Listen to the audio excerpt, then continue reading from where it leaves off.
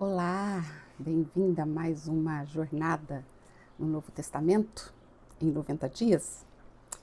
E hoje a nossa leitura, a nossa passagem vai estar em Lucas capítulo 21, versículo 34 e 35, que diz assim: Jesus falando a exortação que ele nos dá para nós ficarmos vigilantes nos últimos dias. Ele diz assim: tenham cuidado para não acontecer que o coração de vocês fique sobrecarregado com as consequências da orgia, da embriaguez e das preocupações deste mundo. E para que aquele dia não venha sobre vocês repentinamente como uma armadilha, pois sobrevirá a todos os que vivem sobre a face de toda a terra. Deixa eu começar te fazendo uma pergunta. Você tem sentido o seu coração pesado ultimamente? Porque é isso que Jesus está nos alertando que iria acontecer nos últimos dias.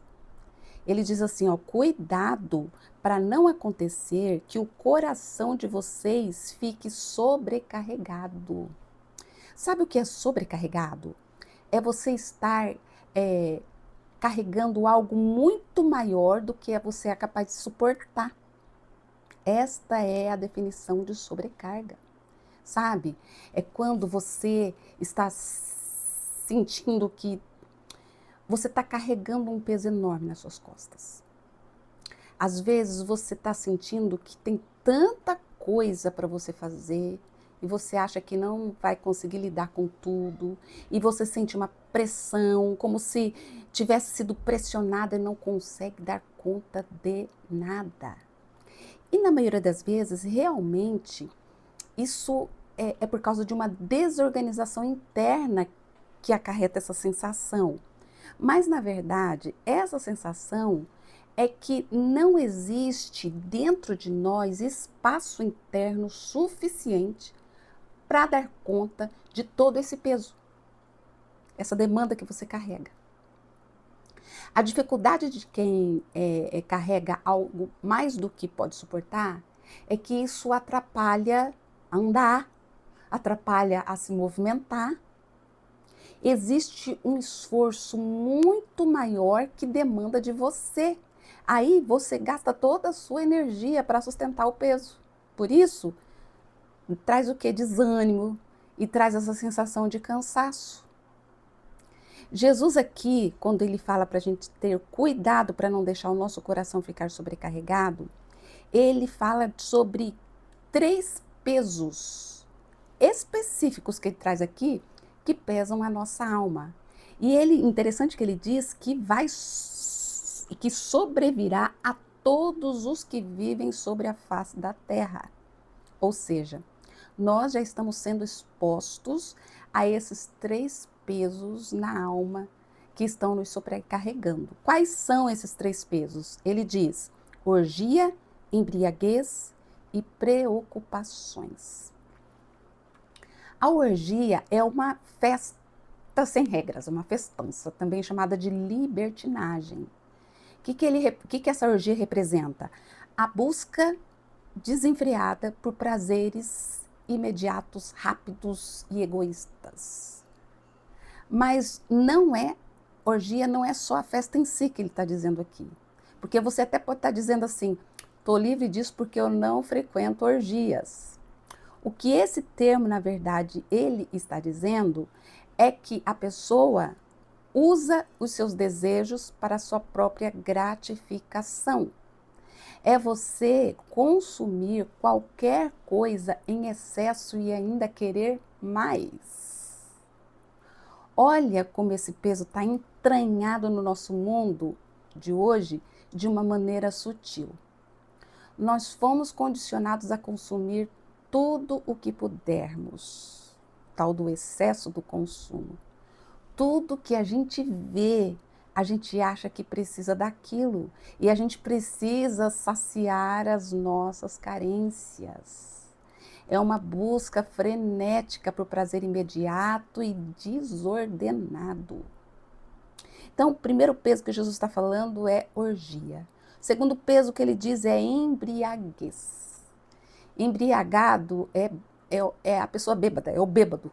É bêbado, confuso, tonto, amortecido. Lá em Provérbios 21, diz assim: o vinho é escarnecedor e a bebida forte alvoroçada. Todo aquele que por eles é vencido não é sábio. Por que a pessoa bebe? Diz ela, para relaxar, para fugir da realidade difícil, para fugir dos problemas, para fugir do sofrimento.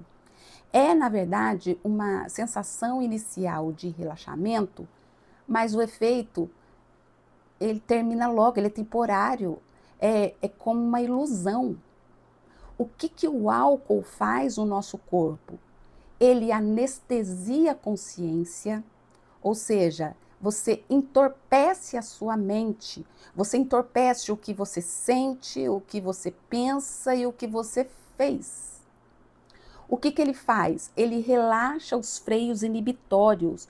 Algumas pessoas ficam desinibidas, algumas ficam mais falantes e outras ficam até mais agressivas. O álcool também, ele embota a mente, ou seja, ele deixa a mente com uma lentidão. Os reflexos ficam lerdos. A pessoa tem uma perda de julgamento. A pessoa fica mais impulsiva e ela não consegue avaliar os riscos direito. Por isso, tanta coisa de ruim acontece quando a pessoa está repleta, a mente dela está repleta de álcool. No entanto, olha só, o entretenimento e a distração sem fim se tornaram o álcool e as drogas da nossa geração. Nós nos entorpecemos com o quê? Com séries, com redes sociais, com aqueles vídeos curtos, porque nós não temos a coragem de parar em silêncio, ficar sem fazer nada, encarar o vazio que existe em nosso interior. A gente está o tempo todo distraído e movimentado e tentando fazer alguma coisa. Você já ouviu falar que nós somos a geração do analgésico? Nós vivemos numa cultura que tem pavor de sofrimento e de desconforto. Eu me lembro agora, na cruz, os soldados, eles ofereceram a Jesus um vinho misturado com mirra. Na verdade, o que eles estavam fazendo é dando um anestésico, que era comum na época, para amenizar um pouco a dor da tortura que ele ali estava sentindo. Mas, o que Jesus faz? Ele recusa esse analgésico. Ele escolheu viver cada segundo daquela dor de forma sóbria, de forma presente, de forma consciente. Enquanto que essa geração corre para qualquer medicamento, para as telas, para a distração digital. Tudo isso para quê? Para não encarar a própria realidade, não sofrer. E Jesus fala desses pesos da alma. Primeiro ele fala da orgia, depois ele fala da embriaguez e por último a terceira é preocupações, que ele fala que é deste mundo. Olha só, Jesus coloca as preocupações diárias deste mundo no mesmo nível de gravidade da embriaguez, da orgia. Isso acontece por quê? Porque a preocupação excessiva com o amanhã é o sinal de que nós não confiamos em Deus. Nós agimos como se nós fôssemos órfãos, como se nós fôssemos desamparados, como se nós pudéssemos controlar o que a gente tem medo. A nossa mente, ela fica acelerada, tentando controlar o incontrolável. E sabe que o inimigo usa essa sobrecarga de preocupações para nos manter ocupados demais e nos impedir de ouvir a voz de Deus. E tudo isso vem com: observe que tudo isso vai vir sobre vocês como uma armadilha. Jesus fala que é uma armadilha. A palavra armadilha aqui se refere a uma rede que está camuflada. É uma armadilha escondida. O animal, ele não percebe que está entrando nela. E é assim que o diabo opera. Ele é um caçador estratégico. Ele arma as ciladas baseadas nas nossas vulnerabilidades e a gente distraído cai nas armadilhas dele. E essa é uma das características mais perigosas do pecado, que ele sabe disso. O pecado, ele raramente aparece para nós como prisão. Ele é sutil e ele é progressivo. Ele promete liberdade, ele promete prazer imediato, mas sorrateiramente ele amarra a pessoa aos poucos.